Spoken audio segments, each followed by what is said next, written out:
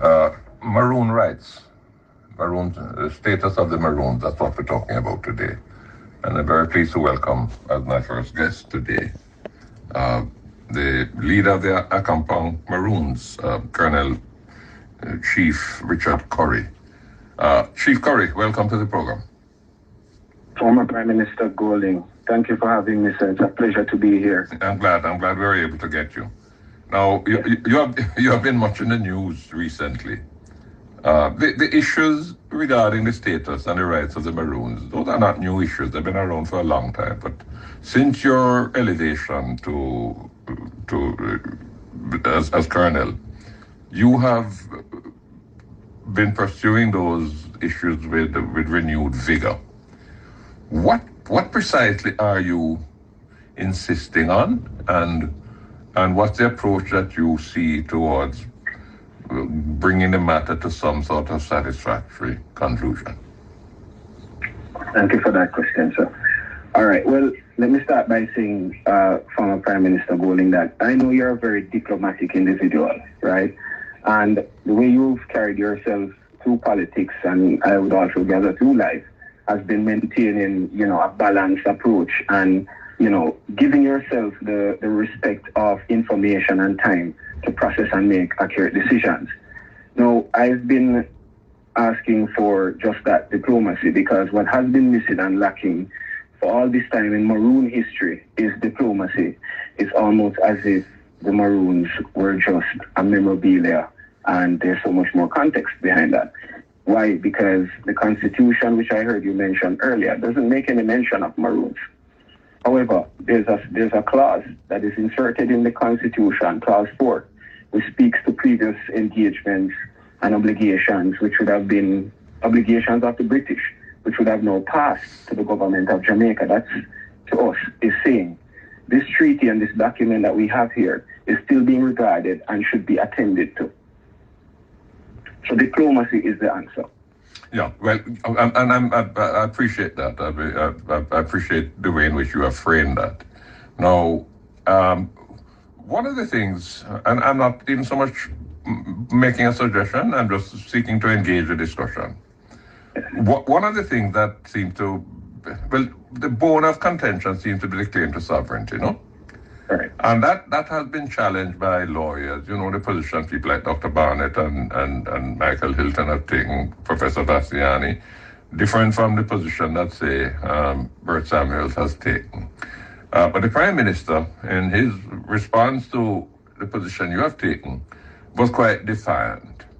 The question of sovereignty, it seemed to me, that if we were able to find a way to sandpaper down that particular issue, then we may be able to get some traction on the others. Because if you look at the treaty, for example, where it says, it sets out the leadership succession of the Maroons, starting with Kodjo and then his various brothers.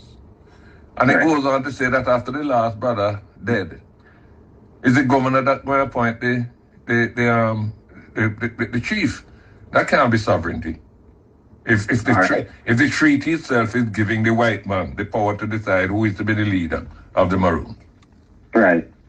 All right. So let me explain that. So I heard you mention a couple of articles of the treaty, which I'd love to go back over a few of them for you and, provide some clarity and context, which many Jamaicans and historians right through have missed, right? And I'm hoping that with this, it makes it a little bit clearer. So let me go through that clause you're talking, clause 15, right?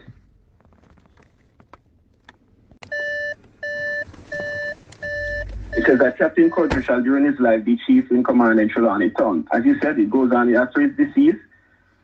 His brother Kompong, after his decease, his brother Johnny, and then Kofi, who shall be succeeded by Kwako.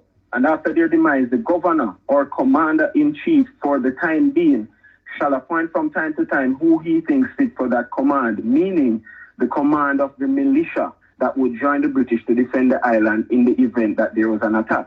It is a total separate thing from saying they have the right to choose who the chief man is. The chief man is a separate individual and identity from the commander, who is a commander that takes battalion to join the British in force to defend the land. Yeah, but, So that's the clarity. yeah, but well, you and I are going to disagree on that because my argument would be that that question of commander in chief only applies if the island is engaged in some kind of war. But if it's not engaged in some kind of war, it's the governor, the king's house man, the one who was living in Spanish Town. Right. That was the one who was going to appoint the leader of the Maroon. That is not sovereignty. No, I mean, you do have your right to differ in the opinion, but it's clear in terms of what it is saying. The Maroons were to join the British to defend the island in the event of an attack. We were talking about a time of war. Now, we arrived at this document to facilitate commerce and trade. You said it yourself. The plantations were suffering. The sugar itself was suffering, of which most of the British wealth in that time was depended on. Colonel, I don't want us to sort of get stuck on this point because there's some other important issues that I'm sure you want to discuss and I want to discuss too. But on this point, if you are correct, then that clause 15 couldn't stop there. It would have to say after the last Kodjo brother dead. This is how the leadership of the Maroons will thereafter be determined. It never say anything like that. It don't say that the Maroons will elect their own leader. No, but that wasn't a part of what this treaty is about. This treaty is about two separate entities agreeing at cessation of war first, and then two, how they then both operate within this land and defend it in the event of an invasion or some other nation that is rising from within the land. That is exactly what this document is. All right, discuss with me now. Let us say that we were able to kind of tone down the rhetoric, you know? Yes. Get into a sort of civil discussion. Right. Let us say that the government were to decide, look, the Maroons are part of our history. And therefore, you know, there's no point in, after 300 years now, getting into a fight with them. So let us set up a structure, a framework. Let us appoint a team and they're going to sit down with the Maroons and they're going to iron out these issues and see if we can come to some sort of position where everybody would be happy.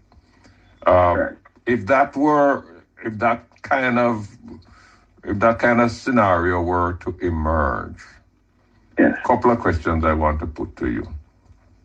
One, is there unanimity among the various Maroon communities as to what that new relationship with the Jamaican state would look like? That's one. Two,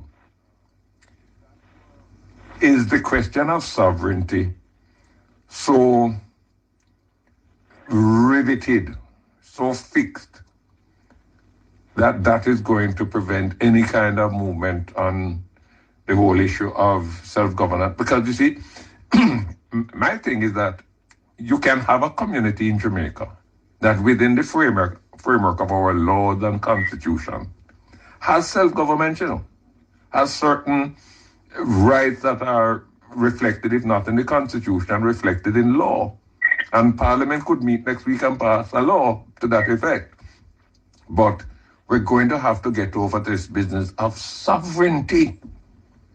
So the question I ask you, former Prime Minister, respectfully, what about the land? No. I have no difficulty with the land, you know. I have no difficulty with the land. Let me tell you how the only question as far as I'm concerned with the land is a couple of things. One, the boundaries of the land. Because if I read the treaty and I understand it, the treaty basically left it up to the Maroons themselves to go work out the boundaries, right? But that too, I believe, is a situation where, you know, reasonable people can sit down, get some surveyors, track out the land, see exactly. And in that respect, Colonel, you would have to also recognize what has been the practice over many, many years, right? So if you find a little piece of land that don't really fit into the 1,500 acres, but then that is land that have been an integral part of the Maroon community, don't quarrel over that, man. Just straighten that out, right? So I don't have a difficulty with that. The only concern I have about the land is, and I'd love you to talk to me on it, how do you reconcile it with the laws relating to titling and so on? For example, the land belonged to the Maroons, But is that collectively or is that individually? In other words, you are a Maroon. Do you have your own piece of land in the community? Or is it community land that you occupy? I don't know. All right. Let me help you now. All right. So quite a few things you touched on there, sir. So I hope I can retract, I can go back to and answer each properly. Yeah, now, sure. First and foremost, let's start out with the land. The land is owned communally. You live on the land that would have essentially been passed down through your family line. You occupy that space until you so desire not to anymore, or any of your successors choose not to occupy anymore. It reverts to the state. So essentially, Maroon land is communally owned, right? Now, when you talk about the territory, it says that they shall, this is thirdly of the treaty, that they shall enjoy and possess for themselves and posterity forever all the land situate and lying between Trelawney Town and the cockpits, this cockpit country, to the amount of 1,500 acres bearing northwest from the said Trelawney Town. So we can agree that the 1,500 acres is not in Trelawney Town. It says bearing northwest from said Trelawney Town. So the arguments of Maroons controlling 1,500 acres is totally debunked if you actually take time to read what this document here is saying. But it says 1,500, Colonel man. No, listen, hold on. It says 1,500. No, you're correct. It says 1,500, but let me read it again. If we know what Trelawney Town looked like, not Trelawney the parish, Trelawney Town was a precinct itself, right, which included a compound, Flagstaff, Land of Look Behind, all of those districts would have been part of Trelawney Town.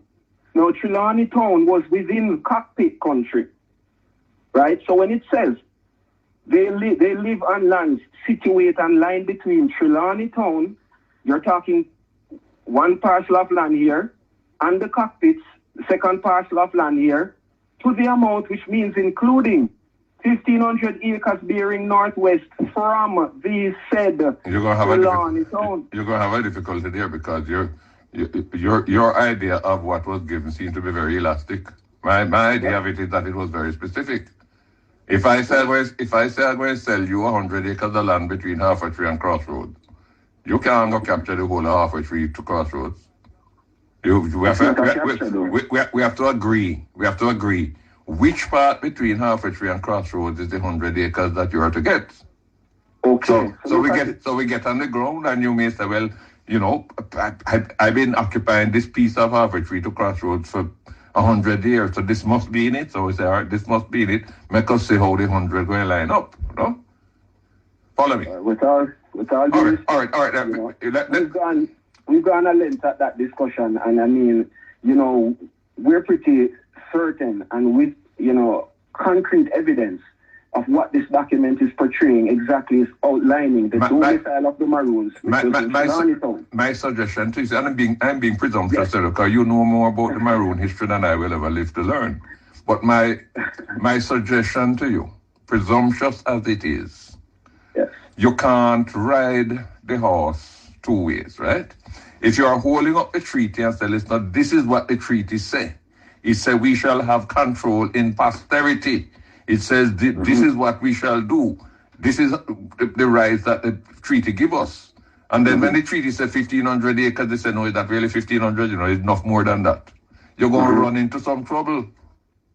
But is that running into trouble, sir, for articulating the document that my ancestors have handed down to us? Is that correct to judge me for being able to identify and interpret a document that my ancestors had left? This document is very clear.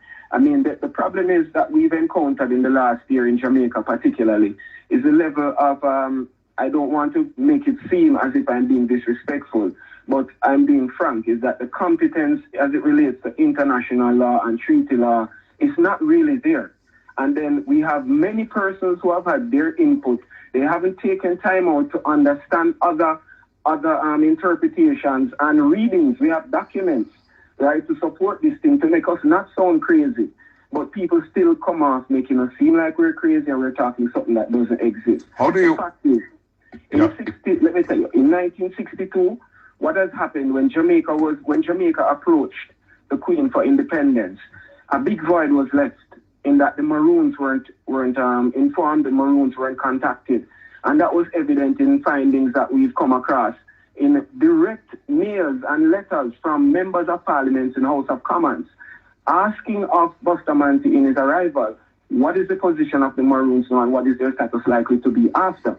He went on further after Bustamante left in another writing to say, did not the good man hear my questions? I will make a note.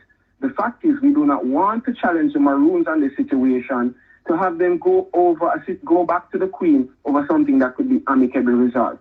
Now, Jamaica is at a point where did those members of the British House of Commons, yes, did they raise those considerations in 1944 when a new constitution was delivered? Did they raise it with Lord Moyne, who came here to lay the groundwork for that new constitution, or was it only raised in 62? I remember, the leader who presided over the negotiations for the constitution wasn't Buster, it was Norman Manley. Right.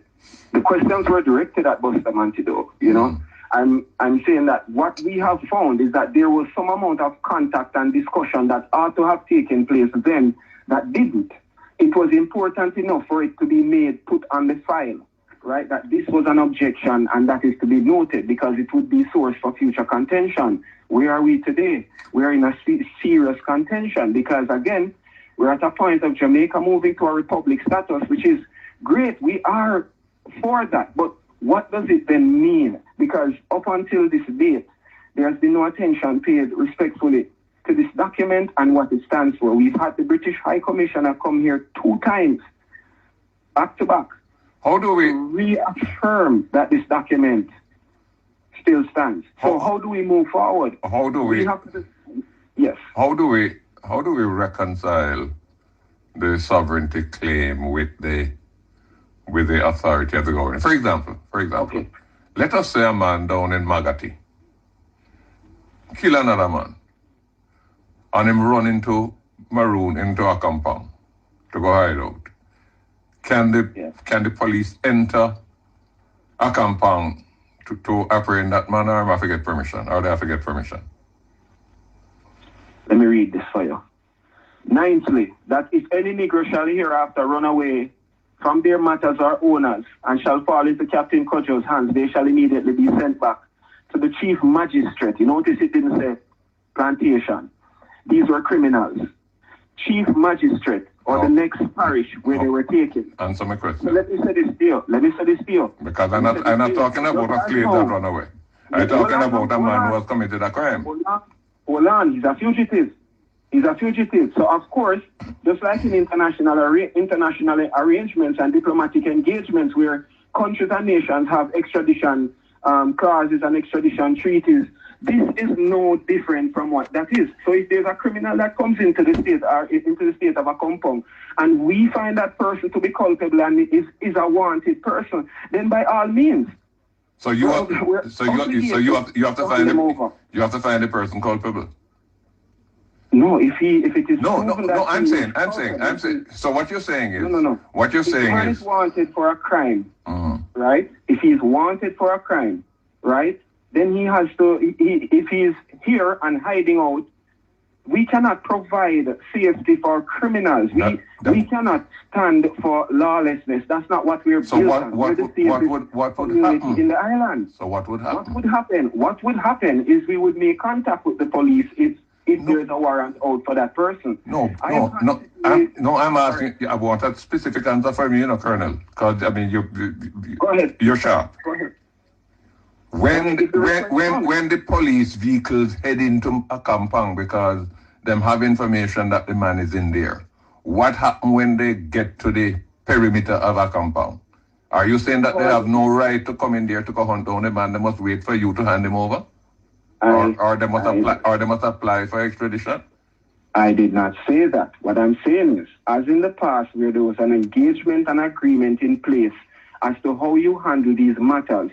Right now, we informally have one in place where if there is a criminal here, we would expect, as it has been in the past, that the police or the head of the division would make contact with the chief man or the colonel, right, at that time to say, look, there's a man in your community, he's wanted for X crimes, and we are coming to get him, or we want you to hand him over. It was either or either. That was something that was done in past. It is not something new. We don't have a formal agreement now, but you can go and ask the police. I've been working directly with law enforcement from the Magati and Silo divisions in ensuring that there's proper accordance with laws within the territory and expanding geographic. And what you're saying is that that protocol must be formalized. Of course, nothing strange there. Tell me now. I mean, do the Maroons collect taxes from their people? No, we don't. Right? So tell me now, if you're a sovereign state and you preserve all of those rights, what relationship would you have with the budget that the government passes in, God knows, every April? All right. Look at it this way. All right. Since the claim is that the Jamaican, what we're saying is that Maroons are Jamaican, right? We have Jamaican instruments, passports, IDs, and Maroons vote in the elections. But when we turn and look in the communities, the Maroon communities, not just a compound, look at all the Maroon communities. What is really being done, right? We're being used and propped up for votes for political reasons. We have no water in our community, former Prime Minister. We provide 40% of Jamaica's fresh water. We have no running water, and we're praised and highlighted every year. Fine. And I'm not...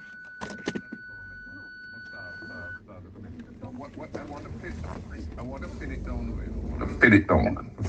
Because I see where your mind is. For example.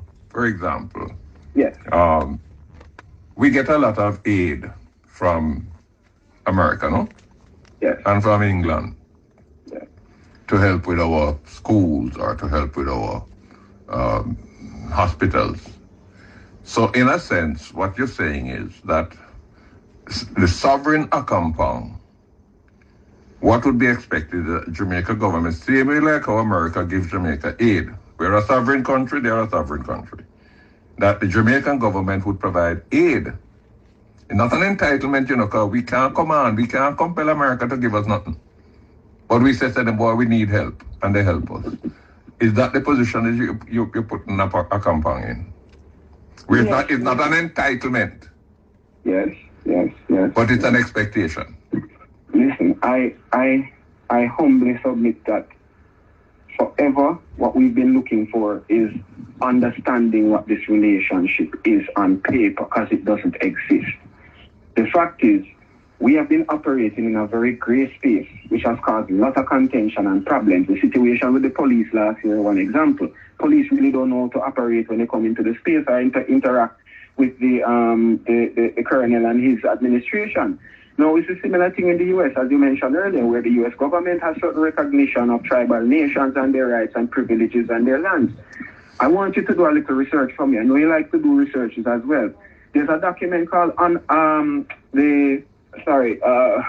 Concurrent Resolution 331, right, which relates to how the Indian rights were brought into constitutional effect in the United States, which galvanized the relationship that is there today.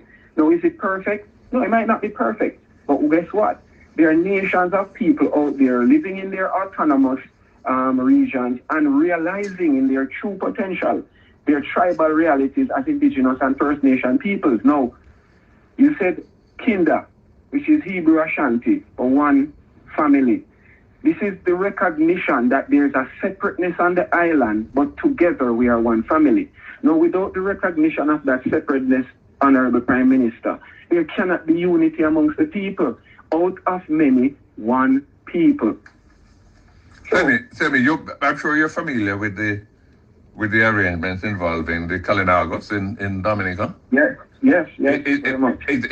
Would that be a kind of template for the Maroons in Jamaica, or that would not be appropriate? Well, I think what needs to happen, to be honest, as I said, is dialogue, because there's no template that is perfect. It will all boil down to circumstances, because we have very peculiar circumstances, sir, which it relates to the development of our state and the people who are here who are really suffering and need help. Now, on top of that, the wider Jamaica needs assistance from an economic standpoint, a commercial standpoint, that we have potential capabilities and resources that could help be an enabler or a facilitator to such developments. We do not want to challenge the government. We do not want to overthrow the government. That is not our assertion. I want to remind every well-thinking Jamaican, the arguments are sore, but the intentions are pure. Believe me, what we are talking for is legacy business. A lot of people don't understand this culture, this history, and this document. Colonel, I'm in trouble because I'm out of time, but there's one question I have to get in before we go. Sure. Do you perceive that each of the Maroon communities, is it 4 or 5 we have? The numbers keep jumping around. All right. So there's Flagstaff, which is whatever. Right. Would each of them be separately sovereign, or would there be one sovereign Maroon state that incorporates all of them? Listen, let's forget the word sovereign for now. All right, that is a sore contention for everybody. Let's talk about the inclusion of the Maroon communities in the state welfare. We are elected to lead in our respective districts and territories. I'm out of time. It's 12 o'clock. I'm out of time. Sorry. We're going to have to run. We might be able to come back to this some other time. We'll be in touch with you. Thank you so very much. Please. Thank you. That's Colonel Richard Currie, the leader of the Akampang Maroon. That's what we're talking about today. Maroon status, Maroon relationships, the constitutionality, all of the issues when we come back after the break.